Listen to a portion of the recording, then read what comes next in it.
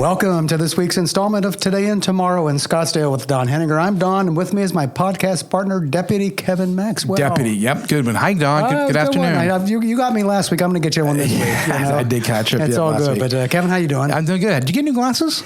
No, these are dollar store glasses. Oh, okay. They come and they go. I sit on them, I break them. Oh, I see. So kind of maybe they're new, but just not new to you. They're new. They're a fresh dollar. Okay, fresh dollar. Fresh dollar. Yeah, definitely right off the dollar store. But with us this week is Debbie Steinhauer. She's founder and co-chair of the Scottsdale Police Foundation. I'm really excited to hear about what you're up to, Debbie. Welcome, and thanks for being with us today. Thank you for having me.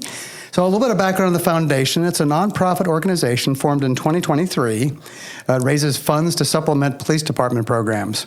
It supports special units, equipment, training, community engagement programs that build relationships with the communities that the police serve here. And what I really like about it is some of the other things you do, like training and development and wellness programs for officers and educational programs, too, that otherwise would go unfunded. So what a great service you're providing to our city. Thank you.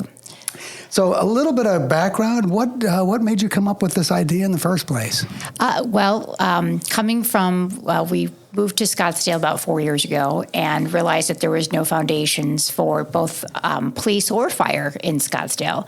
And coming from the city that I lived in had both those foundations. And so kind of wanted to get the lay of the land and understand what the needs were before jumping right in. And plus, I didn't really know anyone. And then after being here for a few years, reached out and to the department and talked about them to see if they even had an interest in a need, and they did, and it was perfect timing. And it's kind of where the city budget ends, where we can step in and bridge that gap and be more nimble and more reactive to the needs of the department. Fantastic. So you came from Seattle, right? Correct. And you had a similar program in Seattle. Did you found the one in Seattle, too? I was the founder of the Seattle Fire Foundation. Okay. Yeah. Okay, similar.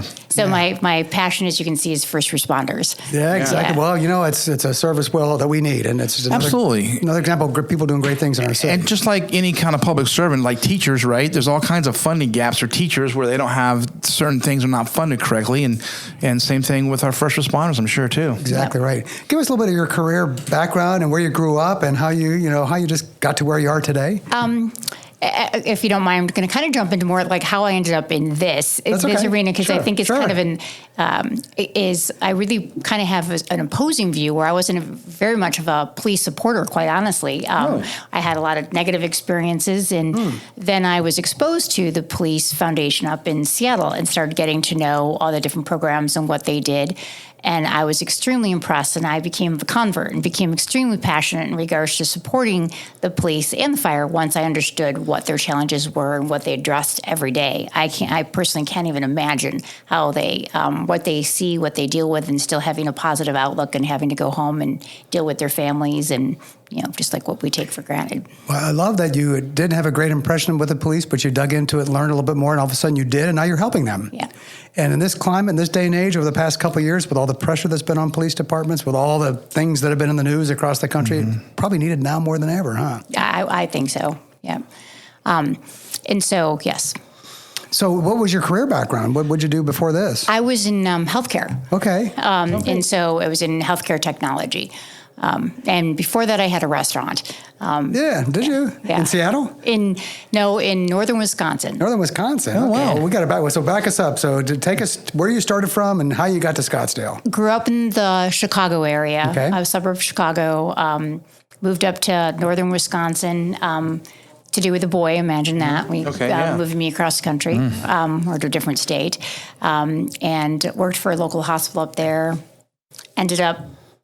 Total set of circumstances, wasn't looking to do a restaurant, and somehow or another ended up having a restaurant with not a single day of experience or knowing anything about it, and jumped feet in and ended up with two of them. Oh, that's cool. What kind of restaurants were they? Kind of trendy cafe, nothing too crazy. Yep. And then got back into healthcare. That's good. And that took you to Seattle? And that took me to Seattle, yeah. Everything for technology comes from Seattle. That's true. Yeah. Yes. That's true. Well, sounds like you're kind of a trailblazer then in multiple ways. Multiple times you've done this then. Yes, I definitely like the startup. I like starting things up. Yeah. There you go. So why did you come to Scottsdale? That's a good question. It was completely spontaneous. Absolutely no knowledge of the area. Wow. No desire whatsoever. We were here during COVID, and we were looking at homes for another purpose, just trying to get the lay of the land. My husband's a developer and doing a project. And so we were just trying to, and once we started looking around, we're like, okay, game on. And we just fell in love with it. And we literally within a month were here.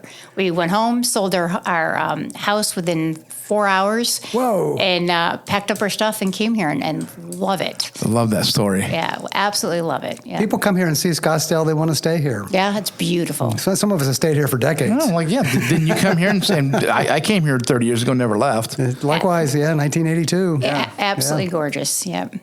So you got to Scottsdale and you decided to form the Police Foundation. What was it like? And how did you get started? Who did you go talk to? How did you get this thing off the ground? Well, I was didn't think that the police chief would kind of have just a normal citizen pick up the phone and say, "Hey, I'd like to start a foundation for you," since it's such a connection partnership between the two organizations. So, having connections up in Seattle, we had an officer that we knew. Actually, it was out of Boston. He was the second in command in Boston. Reached out and. Ironically enough, the week before, the chief had decided that was on his list to get done. And so he'd reached out and asked Assistant Chief Joe LeDuc to get the foundation started. And then about a week later, he gets a phone call from our friend saying, "Hey, we have some citizens who are interested in starting the foundation, and would you be interested?" And so the conversation started from there. So you made it easy on Joe then, right?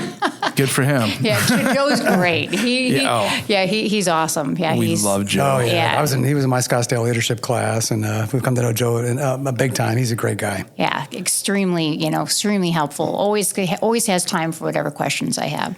So then you had to go about building, because it's a nonprofit organization, 501c3. Correct. So you had to do all the necessary things that set up a nonprofit like that, including recruiting a board. Mm-hmm. We've got some people we know on the board. So as you got this thing up and running, how did you reach out and get people together?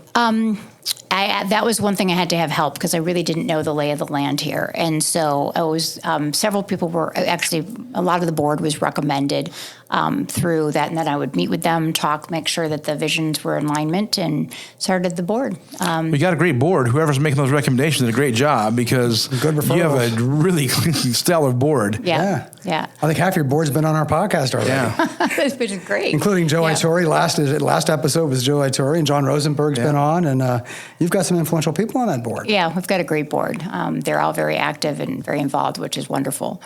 That's what makes it happen. It's all relationships. That's how things get started here. You can come here new and not really know anybody, but you start making some relationships, and look what you've been able to create. Yeah, actually this morning was very cool to see. We had our very first event this morning. You did? Yeah, which was wonderful to see people in the community, and it was a complete cross-section in regards to how they learned about the event. So that was also nice to see. Well, talk a little bit about the event. What was it? It was Breakfast with the Chief, and it was held up in North Scottsdale at the Gray Hawk Golf Club. Mm-hmm. And we had people that the board members had invited, that people that we knew we asked them to bring people, and people from our social media who had just randomly had heard about it and signed up and came. So It was great.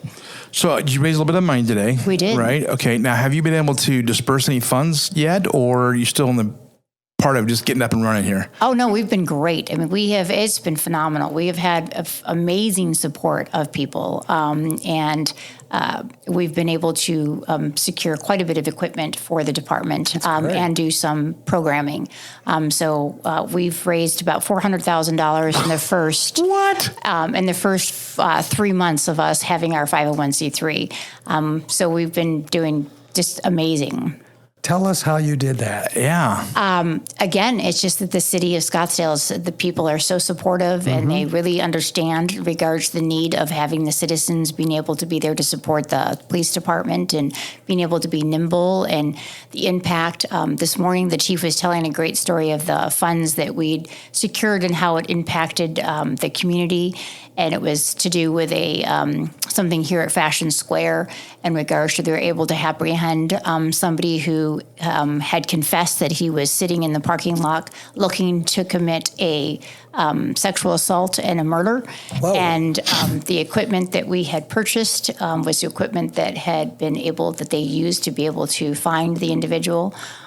So it was great. It was a great story, and it's amazing to have made such a impact in such a short period of time. Well, I don't think you're giving yourself enough credit as a development director. $400,000 in a fairly startup mode. So talk a little bit about how that's worked. Individual contributions, foundations, corporate foundations, a little bit of everything? Actually, that's a really good question because I learned being in Scottsdale, every region seems to have its own climate when it comes to nonprofits. And so I've learned in Scottsdale, there's a lot of nonprofits that raise funds just to give to other nonprofits. And so we made it strategic that we are not going to be one of those funds. The funds that we receive, in fact, since we're 100% volunteer, 100% of our, at this point, 100% of donations go directly into the department. So there is no overhead, there's nothing, which is great, to be able to have 100% pass through. Oh, that's amazing. And so sorry, I got sidetracked. What was your... Where you're getting the money from? Oh, and so we've had individuals, corporations, relationships of people. So it's just been kind of a combination of all. We've had a couple large donors, which has helped significantly. Yep. So as you look ahead, what is your aspiration in terms of where you can take that from a financial standpoint? You're often running in a very early stages of your foundation here, and you're already at $500,000 almost. What do you see down the road a little bit? Well, it would be nice to be able to get the funds so that we can hire somebody so that they can, work on it on a more strategic manner, which would be great. But as far as an actual impact standpoint, is we have a couple programs. The chief talks about his 4 pillars, and those 4 pillars and how they support the community, and then how do we plug into those 4 pillars and supporting that. And so equipment is one, community policing, community service is second, officer wellness third, and the youth programs. And so that is what we're targeting in regards to what we're trying to focus on at this time. So we've been able to donate funds for the Youth Athletic League. When it started, there was, I believe, 1 or 2 schools, and we've been able to give them resources to be able to expand that program. Our goal is we'd like to get more funds in and be able to offer that at all schools. I don't know if you know anything about that program. We do. The young lady who runs that program has been on our podcast with Alex. Yeah, Alex is awesome. Another great person. A Brazilian Olympic star. Yeah. She's so passionate, and she's just amazing. Yeah. She was on the podcast. She was. Yeah. I forgot to tell you, I saw her last weekend. She came and gave me a big hug and is that said right? hello. Yeah, that's good. And so she's still doing well, and now you're working with her too. Right. Yeah. That's fantastic. So she also does all programming for the community. Yeah. So she does walks for elderly, and that's a great program. Yeah. She's just very passionate about it. So we're trying to work with her in regards to what can we help. I say, what's your wish list? Like, what would you like to do? How can we help support that? Another one that we're very passionate about is called The Closet. You're going to hopefully you'll start seeing some press about this coming out. I was very humbled when I went and learned about this project. We were invited by the school officer to go and see a program that they've developed, and it's at the Coronado High School. And the principal there has Amy. Yep, thank you. She is again another amazing, very passionate person. She has dedicated two classrooms for the children in need that have been identified, oftentimes by an officer, and they can go and shop in this classroom.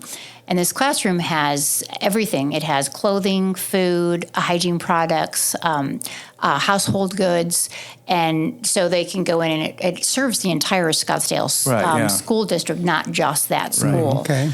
Right now, it is like if you went to the worst garage sale you've ever seen, and it's just a mishmash of things in there. And so we've spearheading that project, and so we're getting bought them a washer and dryer. We're getting a bin so people can take donations, and we've found people. So we have a designer redesigning and turning it into like a retail boutique. Oh wow! And we have a local general contractor who is donating their services to be able to go in and do the whole construction and build it out to be like a full retail. And again, Amy, she is coming up with a program for the children to be able to get school credit where they can volunteer their time and in the classroom and learn retail skills and things such as that. So fantastic. we're very excited about that. And our growth potential, we've got long-term goals on that one, just because I see such a need for that. And then the other thing I like about that is people, they hear the term community policing thrown around a lot in today's environment, but they don't necessarily know what does community policing mean. This is a great example of community policing. The police are the first at the front to see what those needs are for the kids and for their families. And so they're the ones who are identifying and bringing these kids in and getting them their needs. Fantastic. Go ahead. No, go ahead. Talk a little bit about the wellness program. So it's a wellness program for officers, right? Yep. So, well, boy, that is needed today, I'll bet, with officers who need a little bit of help on the side whenever they're dealing with stress or whatever. Right. How does that work? Well, that's new. So we're the researching in regards to how and what we can do with that program. The chief always likes to point out the fact that he is very well funded. He doesn't want to in any way present the fact that they're not a well funded and he'd be able to provide adequately for the department. We're really just that stopgap in regards to wish list items and things that are nimble, something that's come up. So the wellness program, we're trying to give some thought in regards to how it can be most impactful. Right now, we're looking at, for instance, continuing education types of things. They have a program that I just learned about this morning that is a 5-day when a officer has been involved. For instance, we just recently have had some violent crime here in Scottsdale, and the police they're the ones part of that. They're being shot at. One officer had a bullet go right by his head and hit his ear. That's traumatic. And so what kind of programming can we do to support those officers? And so we're just developing that and learning about how we can do that. But that 5-day program is something that we'd be looking to be able to fund and have a more constructive avenue for them to be able to do that. I think that sounds fantastic. Yeah. Now, one of your board members told me that one of the other things you do is you reimburse officers personally when they is that common that they would give out money out of their own pocket to help the homeless or somebody who needs the help? That is an excellent question. I have yet to meet a police officer who's not used their own funds. Really? Not one time, multiple times. Really? And so what do they buy for people? Whatever. Anything that they lunch probably. Yeah. Well, I think I've heard bikes where a child had their bike stolen, and so the officers went and replaced the bike for the child with their own money. With their own money. Wow. I've heard Christmas trees, food. Clothing, it's bus passes. I think that list is endless, and I'm actually very excited about that. In fact, today at our breakfast, we got donations so that we can actually truly kick off that program. So it's called the Officer Reimbursement Grant Request, and it's so the officers, when they're boot on the grounds and they walk in, for instance, oftentimes they walk in and they see children that don't have proper they don't have bed or bedding, pillows, things like that. They can come to us and we can either purchase it for them or we can reimburse them. There are so many stories here about what our officers do on a daily basis that never gets any attention. Nope. Yeah. You are discovering that now and talking about some of it now. It'd be nice if there's a way, maybe this is part of what you can do as the foundation, is you're helping the officers continue to be great citizens in our community. And you're helping them do that. And maybe more stories like that get out in our community, people understand what our officers are doing day in and day out, would be really valuable to have. I 100% agree with that one. And oftentimes officers don't want you to know. It's not them telling you, it's because you're hearing. Like one officer came to me about a family that they didn't have funds to be able to get the kids to school. They were going to a school that was outside that they needed public transportation for. The parents were both working. And so a teacher was paying for it and this officer was paying for it. And then again, the officer never told me about it. The teacher told me that the officer, was assisting and he just connected us. It's amazing story after amazing in regards to how much the police officers in Scottsdale do for the community. Kind of reminds me of teachers buying classroom supplies for their kids, right? They're so aligned. These two professions are so aligned when it comes to community service and what they do and how they go above and beyond. Absolutely. Yes. It's really amazing when you think about all that. So what do you need from the community outside of certainly fundraising, but what else can the community help you with? I think as people understand what you're doing here, you're still pretty new, and as word of what you're doing gets out more and more, which I hope it does, what do you hope for? What can you get from the community? Partnerships. Okay. For instance, one is we'd like to find a food bank as a partner to help us with the closet project, to be able to provide food for the families that would need to have access to that. And volunteers. Although the volunteers, I will have to say, is that since we're new, we're just getting our feet underneath us, so we're still trying to figure that all out as well. Yeah. So what do volunteers do for you? For instance, like an event like today, where they would be able to come in and help check people in. All different kinds of events. We're looking to have get things to do with the children. I should back up a little bit. The chief, one of his top initiatives that he asked us to do is to find where we could plug in to work with the youth. There's been so much negativity in regards to policing and their impact, and so he really wants us to be able to show and create opportunities for the youth to understand that policing is a very positive impact. And so that was why, like the closet is one that we would like to be able to support. But we're still actively trying to figure out other things that we can do to support that avenue. I think I know the answer to this question, but I'm asking me for the benefit of our audience. How does this differ from POSA? That's which a great has been question. around for a while, right? POSA is not an actual... we are the Scottsdale Police Foundation. That's all we do is support the Scottsdale Police Department. We are a completely separate entity. I need to make that clear, that the department has nothing to do with us other than the fact that we support them. Right. POSA is, from my understanding of that, is that is kind of where the officers themselves pay to be part of POSA. Yeah. Let's spell out POSA. What does that stand for? Police Officers of Scottsdale Association, There you isn't it? go. Okay, yep. Okay, yep. Yep, okay, good. Did I get it right? I think so, yeah. Okay. Yep. But yeah, I think you're right. That is a more of a resources for like labor type issues and stuff like that to help them out as employees and HR type stuff, I think. And I believe so, but they've done tremendous work in the community. I think it's also that they've been filling in a gap because there hasn't been a foundation. So there hasn't been anyone who's been able to do programs like this. When you've got a civic entity and private, you can't donate your funds to a civic organization. Right. So you need to have an avenue in regards to be able to do that. Are there other police foundations in other cities around the valley that you know of? Does Phoenix have something like this? Phoenix has a foundation. I thought they did, yeah. Yeah, okay. I think Phoenix is the only other one that I'm aware of in this area. People are going to hear this, going to start looking for these things in their own I'll tell you, one communities, person's going to look for is Tom Shannon. Yeah, for the fire department? Does he want one already? I'm actually working on one for him. Are you? Yeah, you are? Hey, we're breaking news today. Yeah, we are. That wasn't too far behind. I knew that was coming. Yeah, it's because, it actually is a bit self-serving on that one, is because there's a lot of people who want to donate, but they want to donate to both police and fire. Sure. Yeah. And so fire doesn't have an avenue in regards to receive donations directly to the department either.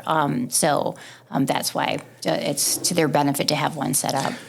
Go back and tell me more about the equipment that you bought, because you mentioned that Chief Walter says he has a nice budget and he has lots of resources, but was there a piece of equipment that you bought that was not funded by him through his budget? Or again, going back to the fact of being nimble, is that he puts his budget together over a year in advance. That's true. And so you don't really know. Well, first of all, new technology that comes out. Yeah. Like there's so much new technology there, and cameras and everything is always changing and morphing. And so you just can't always predict everything that you're going to be needing. And so that's where we can do that backstop on things. So he would have to order something a year in advance, probably, right? Or it may take him a long time. It might be a long supply chain for him. Yeah, or he would just have to wait until, if he doesn't have in the budget, he'd have to wait until the next budget to be able to purchase it, where we can get it for him right away. So he comes to you and tells you he needs something, and would it be possible for you to get it? Is that the kind of whether it's working? He does a grant request. He has to do a grant request. Then we as the board vote on that grant request, and then we fulfill the request. That makes sense. Yeah. What a great story. Absolutely. Kevin and I keep getting blown away by all of the people doing wonderful work in Scottsdale, and here's another great example of that today. Yeah. There is a lot. There's a lot of tremendous support of all different kinds of needs in this community. People stand up and do it. They do, yeah. And I think what a wonderful example. You're relatively new to Scottsdale, but here you are jumping in full bore and making great things happen for a really good cause. Remember I was telling that story, Don, recently about a person I know who was working with one nonprofit and didn't work with that nonprofit anymore, and he was lamenting the fact that there was nothing to do service-wise, and I'm like, are you kidding me? Look around. There is so many opportunities in this town for doing great work and having an impact. I mean, this is what's cool about this program. They're impacting right away. Immediately. I mean, I know so many nonprofits who take a while to get their administrative built up, get their infrastructure built up, get their donor base built up, and then they start funding things, but not you. Well, we've been fortunate, again, because we're volunteer, is that if we had to hire somebody, that would definitely put us down. 100% of your funds, $400,000 already. That's going directly back to our officers. That's amazing work. Yeah. Well, Debbie, thank you. Thank you. Thanks for being with us today. Thanks for sharing your amazing work and your story and how you came to Scottsdale and how you're helping the police officers today. It's like we said, another great example of people doing wonderful work in the things that make Scottsdale truly someplace special. This was a good one, Don. Yep. Sure was. And thanks to all of you for listening. Let us know what you think about this and anything else on your mind. We love to tell good stories about Scottsdale. See you next time for another episode of Today and Tomorrow in Scottsdale.